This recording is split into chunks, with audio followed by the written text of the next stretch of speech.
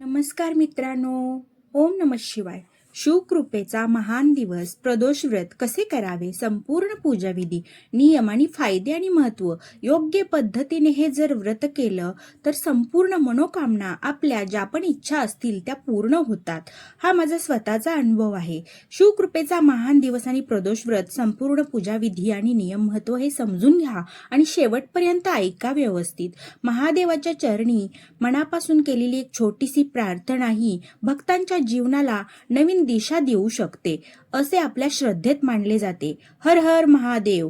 आणि भगवान शिवाला समर्पित असलेला हा प्रदोष काळ हा अत्यंत पवित्र मानला जातो. या दिवशी केलेले शिवपूजन, अभिषेक, महामृत्युंजय मंत्रांचा जप, बेलपत्र अर्पण आणि मनोभावे केलेली प्रार्थना भक्तीच्या दृष्टीने विशेष महत्वाची मानली जाते. पण प्रदोष व्रत करताना पूजा नेमकी कशी करावी, काय खावे, काय टाळावे, शिवलिंगावर कोणत्या वस्तू अर्पण कराव्यात, बेलपत्र कसे व्हावे, संकल्प कसा करावा आणि कोणत्या चुका ह्या शक्यतो टाळाव्यात.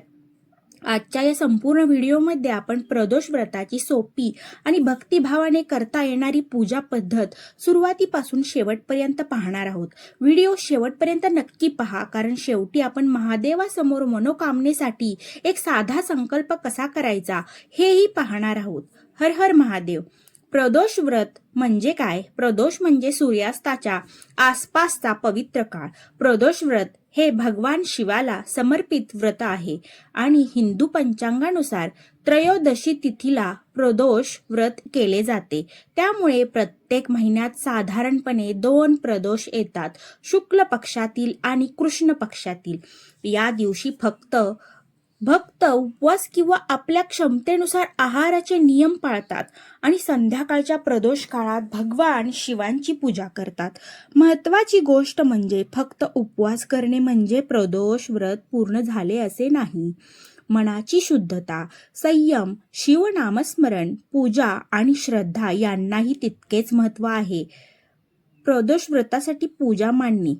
पूजा करण्यापूर्वी घरातील देवघर आणि स्वच्छ जागा स्वच्छ करून घ्या आणि स्वच्छ पाटावर किंवा चौरंगावर स्वच्छ वस्त्र अंथरून घ्या. त्यावर भगवान शिव आणि माता पार्वतीची प्रतिमा किंवा शिवलिंग ठेवा. शिवलिंग उपलब्ध नसेल तर शिव पार्वतीची प्रतिमा ठेवून भक्तिभावाने पूजा करता येते. जर तेही नसेल, एखादा फोटोही नसेल, तर तुम्ही मोबाईलमध्ये सर्च करून तोही ठेवू शकता. पूजेसाठी शक्यतो या वस्तू तयार ठेवा. स्वच्छ पाणी, पंचामृत, दूध, दही, मध, तूप, साखर, बेलपत्र, फुले, अक्षता, चंदन, धूप, दीप, नैवेद्य, फळे, पान, सुपारी, दक्षिणा यापैकी सर्व वस्तू असणे आवश्यक नाही. सर्वात महत्वाची गोष्ट म्हणजे श्रद्धा आणि स्वच्छ मन.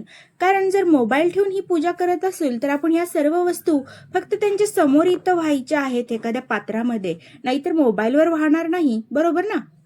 पूजा सुरू करण्यापूर्वी, पूजेपूर्वी स्वतः स्नान करून स्वच्छ कपडे घाला. जर आपल्याकडे शिवलिंग असेल तर आपण त्याच्यावर वाहणार आहोत, पण मोबाईल ठेवून जर पूजा करत असेल तर आपण सुपारी किंवा काहीच न करता समोर त्यांना अर्पण करतोय असं समजून एखाद्या पात्रात ते सगळं व्हायचं आहे. पूजा सुरू करण्यापूर्वी पूजेचा जो आपल्याला स्वतः सगळं आवरून घ्यायचं आहे. पूजेच्या जागी बसून काही क्षण डोळे बंद करा, मन शांत करा आणि मनात म्हणा, हे भोलेनाथ, माझ्याकडून पूजा करताना जाणून अजाणून काही चूक झाली तर मला क्षमा करा. माझ्या कुटुंबावर आपली कृपादृष्टी सदैव राहू द्या. यानंतर गणपतीचे स्मरण करा. कोणाकडे जर वाळू असेल, वाळू बारीक रेती, तर त्याचीही शिवपिंड बनवली तर खूपच छान. तर यानंतर गणपतीचे स्मरण करा, कारण कोणतेही शुभ कार्य सुरू करण्यापूर्वी गणेशाचे स्मरण करण्याची परंपरा आहे.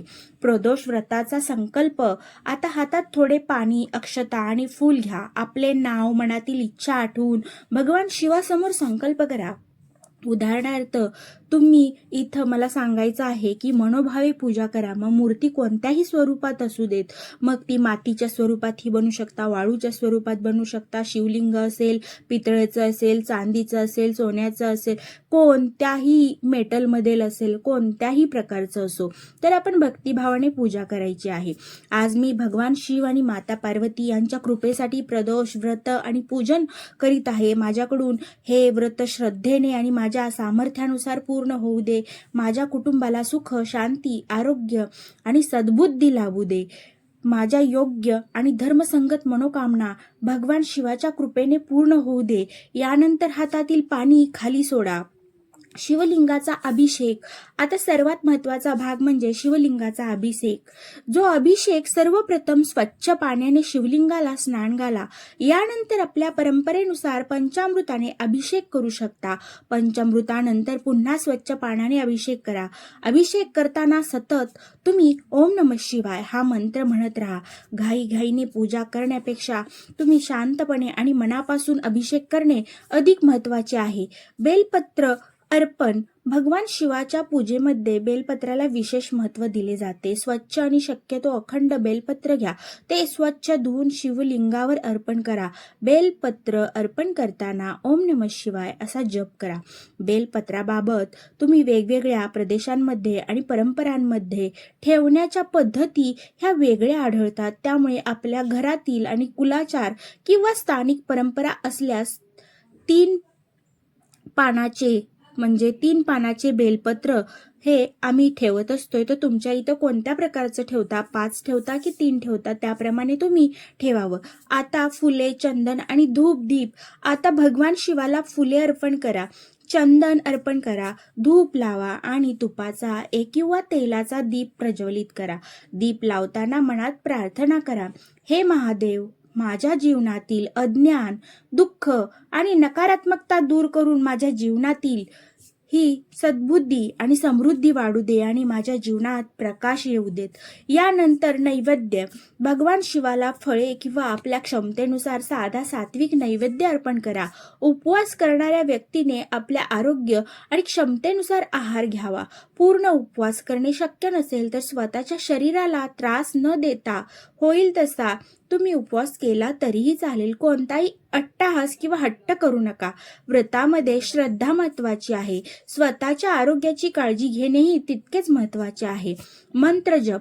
आता काही वेळ शांतपणे मंत्र जप करा. सर्वात सोपा मंत्र ओम नमः शिवाय हा मंत्र श्रद्धेने जितका वेळ शक्य असेल तितका जप करा. तुम्हाला शक्य असल्यास शिवस्तोत्र, शिव महिमा स्तोत्र, रुद्राध्याय किंवा महामृत्युंजय मंत्राचा जप आपल्या परंपरेनुसार करू शकता. मंत्र किती वेळा म्हणायचा यापेक्षा मनापासून म्हणणे महत्वाचे आहे. शिवाची आरती. आता भगवान शिवाची आरती करा. आरती करताना संपूर्ण कुटुंबाने एकत्र बसून हर हर महादेव आणि ओम नमः शिवाय असा जप केल्यास वातावरण हे भक्तिमय होते. आरतीनंतर भगवान शिवाला नमस्कार करा. माता पार्वती, श्री गणेश आणि नंदी आणि भगवान शिवाच्या परिवाराचे हे स्मरण करा. कारण मनोकामनेसाठी प्रार्थना. आता पूजेचा सर्वात भावनिक हा तुम्हाला भाग सांगत आहे. दोन्ही हात जोडून डोळे बंद करा.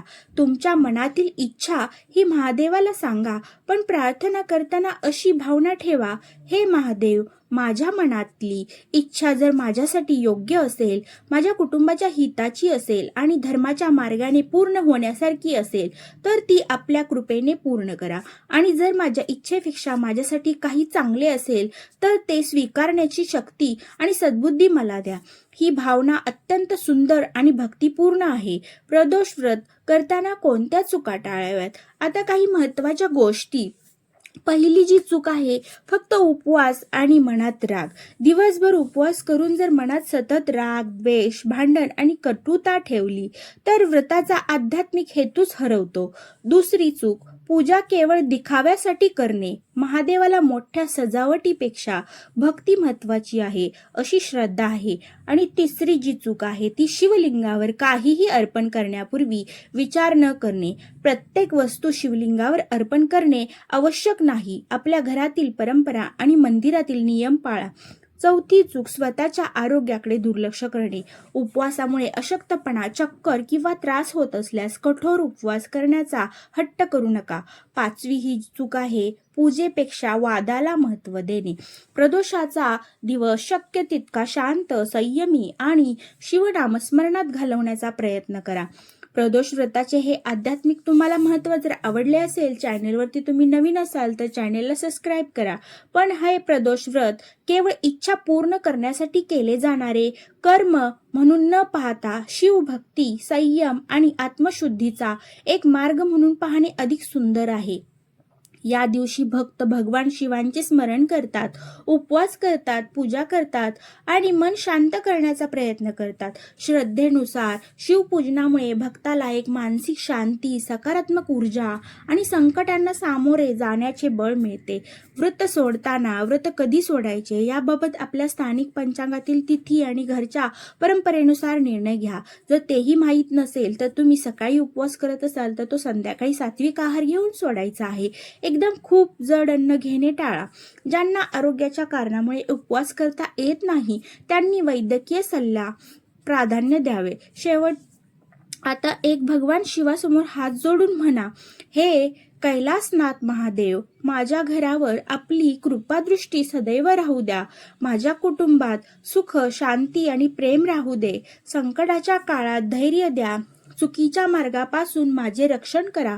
माझ्या हातून चांगली कर्मे ही घडू देत. माझ्या योग्य मनोकामना पूर्ण होऊ देत. आणि सर्वात महत्त्वाचे म्हणजे माझ्या मनात सदैव आपले स्मरण राहू दे. ओम नमः शिवाय. हर हर महादेव. तर भक्तांनो, अशा प्रकारे तुम्ही प्रदोष व्रत हे श्रद्धेने आणि साधेपणाने आणि आपल्या घरच्या परंपरेनुसार करू शकता. लक्षात ठेवा, यांना कुठली मोठी दिखाव्याची किंवा जास्त काही करण्याची गरज नाही. तर महादेवाला मोठेपणा नको आहे, दिखावा नको आहे. त्यांना हवी असते ती एक निर्मळ भक्ती आणि शुद्ध भावना. जर तुम्हालाही भगवान शिवांवर पूर्ण श्रद्धा असेल तर कमेंटमध्ये मनापासून लिहा, ओम नमः शिवाय, हर हर महादेव. हा व्हिडिओ ज्या शिवभक्ताला उपयोगी पडेल त्यांच्यापर्यंत नक्की शेअर करा. आणि अशाच भक्तिमय, धार्मिक आणि आपल्या परंपरेतील महत्त्वाची माहिती जाणून घेण्यासाठी चॅनेलला सबस्क्राईब करा. भगवान भोलेनाथ आपल्या सर्वांच्या जीवनातील दुःख दूर करून सुख, शांती, समाधान आणि सद्बुद्धी देवोत. हर हर महादेव. ओम नमः शिवाय. आणि लाईक करा, शेअर करा, सबस्क्राईब करायला विसरू नका. बेल आयकॉन दाबल्याशिवाय तुम्हाला प्रत्येक नोटिफिकेशन हे मिळणार नाही. त्यामुळं अशाच व्हिडिओ पाहण्यासाठी तुम्ही आपल्या चॅनेलवरती नवीन असाल तर सबस्क्राईब करायला विसरू नका. ओम नमः शिवाय. हर हर महादेव.